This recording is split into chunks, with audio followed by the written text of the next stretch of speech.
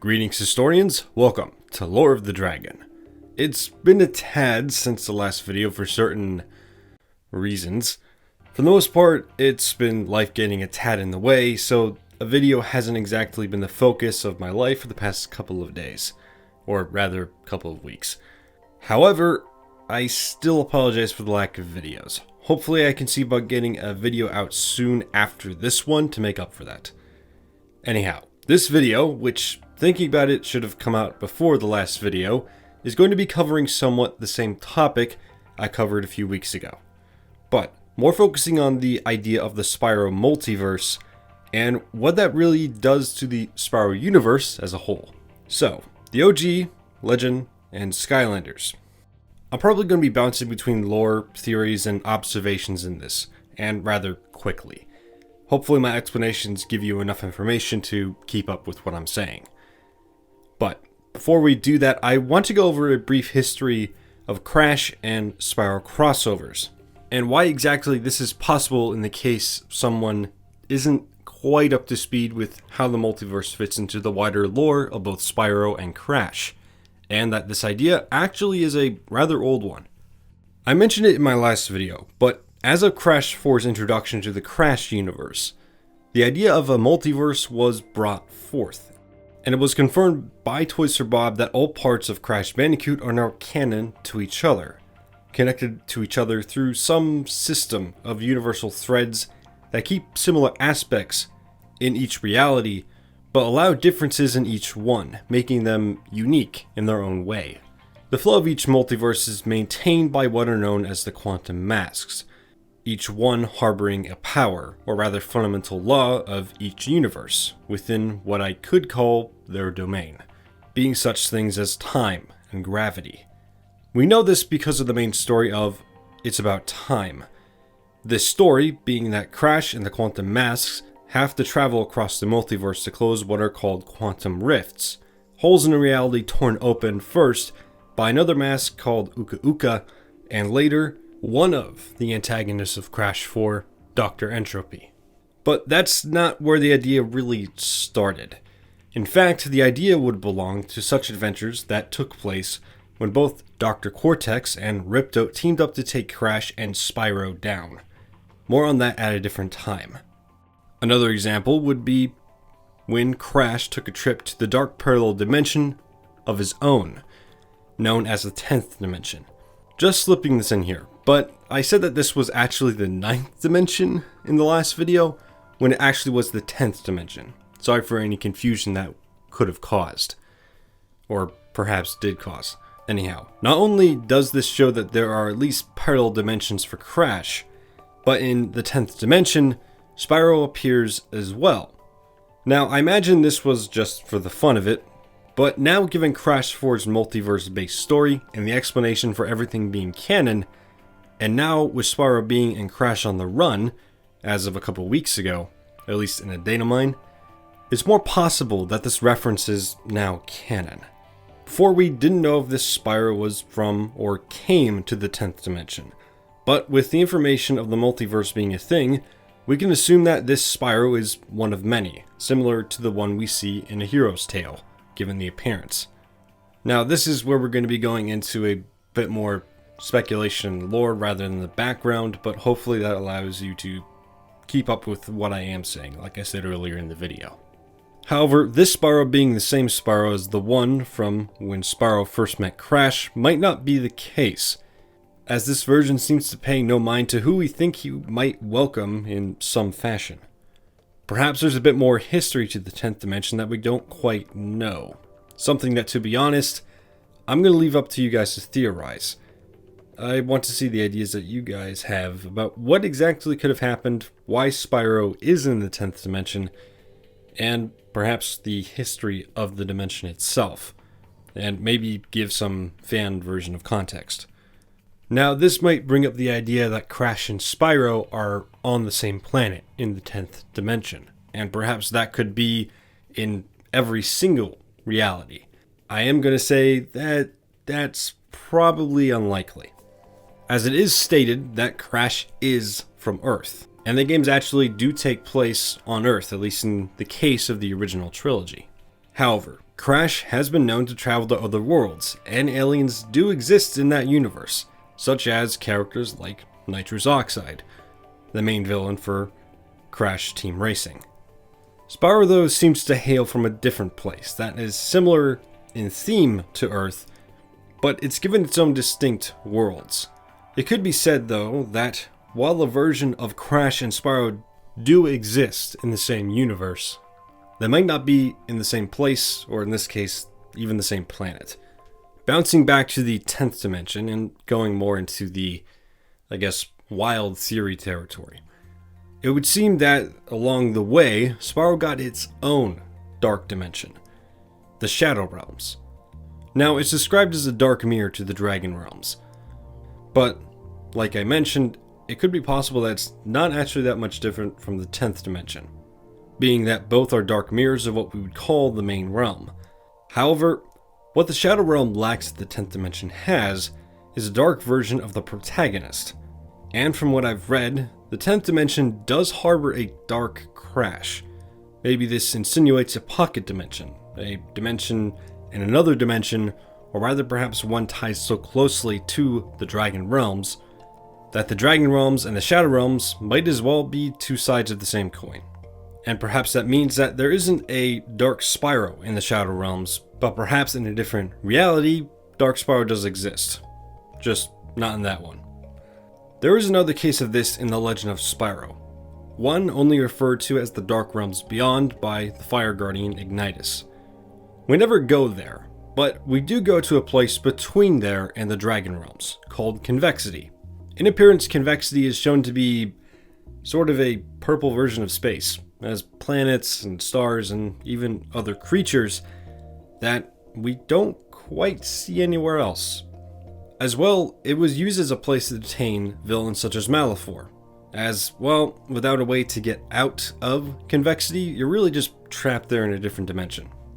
So perhaps this could mean that also along with these other dimensions, there is a place between dimensions that you can travel into. However, usually you don't actually do that. Now, there's only really been two games to do this. One is The Legend of Spyro, and if we're talking about Crash and Spyro being in the same universe, or rather multiverse, technically Crash 4 did that as well. However, it did it differently. And that is actually something I want to talk about for a bit. Now, this is going to be more theory talk. When navigating the level selection screen in Crash 4, the background is, well, just the blackness of space, dotted by stars. While this, I guess, could be the space for each universe you go to, it doesn't actually change with it. In fact, it stays the same. Maybe meaning that this is actually just the background of the multiverse? I'm not saying that this is true at all. In fact, it could be very wrong. This is more a theory than anything, but can't really stop my mind from wandering. But I'll just finish up my thought here, and then we'll move on to the actual facts. It seems rather odd to me and coincidental that Crash and Spyro, when referring to the between space, I guess, or the dimension between dimensions, they take the appearance of what we see as space, which according to my theory could mean that this space is a world of its own, and that technically Convexity or the Crash 4 level selection background is shown either in It's About Time or The Legend of Spyro. However, in different parts of this different reality. Now, I also understand that when traveling through a quantum rift in the Entropy boss fight, it's actually shown to be a bit different than what I'm describing here. However, on the level selection menu, the background is just the background of space, not what you see in the rift itself. So whether or not the rift itself is a gateway through this, and what immediately surrounds the rift is different, and what's outside of that is the level selection background, I don't quite know, but I'm going to maybe assume that just for theory's sake. Anyhow, back to the theory. Like in real space, the more you move, the more things change. And perhaps The Legend of Spyro and the It's About Time universe are in very much different parts of this multiverse, given the fact that their backgrounds are so different. But you guys let me know what you think of that in the comments section below. Moving back to the facts for a second, I really need to not make so many theories and put them in my script. Anyway, all of that is just a few implications for what one reference and perhaps a couple theories could do given the multiverse. Another reference, actually in The Legend of Spyro, is one that some people might know about, and that's Crash Bandicoot being frozen under some ice. Now, how do I think this happened? Well, what I can assume is that Crash somehow got into the Legend of Spyro universe, or a version of him got into the Legend of Spyro universe, and just so happened to find himself in a block of ice. So my best guess is just misadventure. There's something else about the Legend of Spyro series that is a smaller detail, but this multiverse idea might help to make it somewhat canon.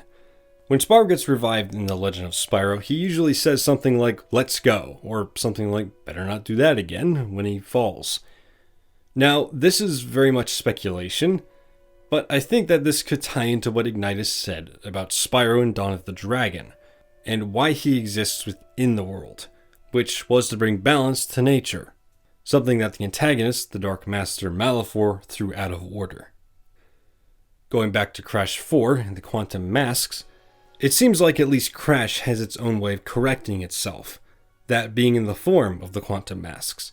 However, now that Crash and Spyro share a multiverse, I can imagine Spyro has something similar, if not the Quantum Masks themselves. However, perhaps there are more or less quantum individuals throughout, maintaining order in the flow of how the multiverse is supposed to go. Or perhaps the universe of The Legend of Spyro corrects itself on its own accord, as it seems naturally occurring events are very much planned out in this universe, like the Purple Dragon itself.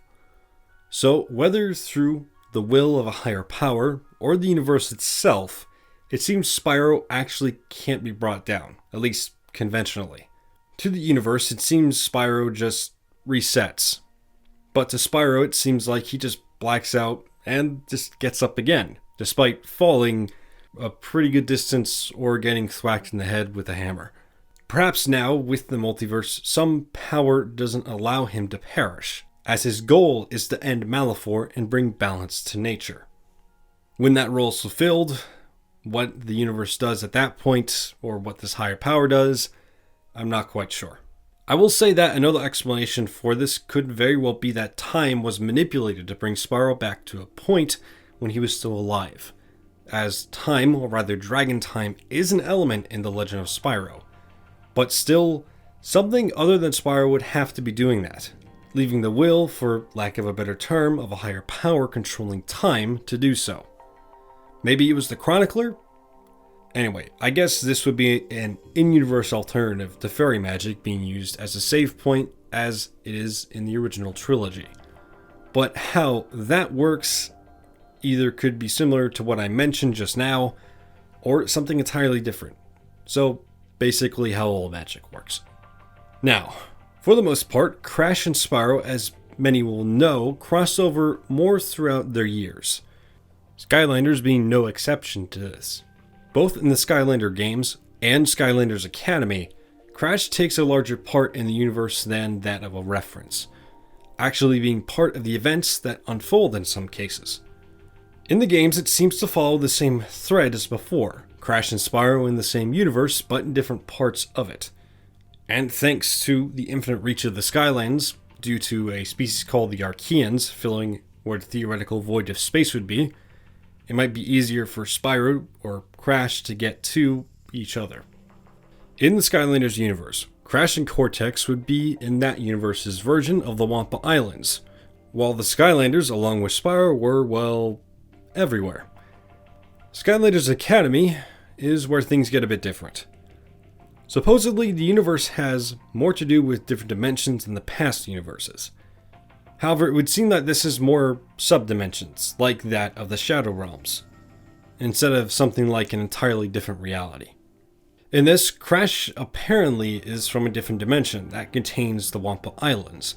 Now, why it would be a different part of the Skylands is rather odd, I guess. I understand a different take, but why exactly is it like that? I think that the multiverse has a theoretical explanation for this. As we can see, with these different versions of Spyro and Crash, there are some parts that become radically different.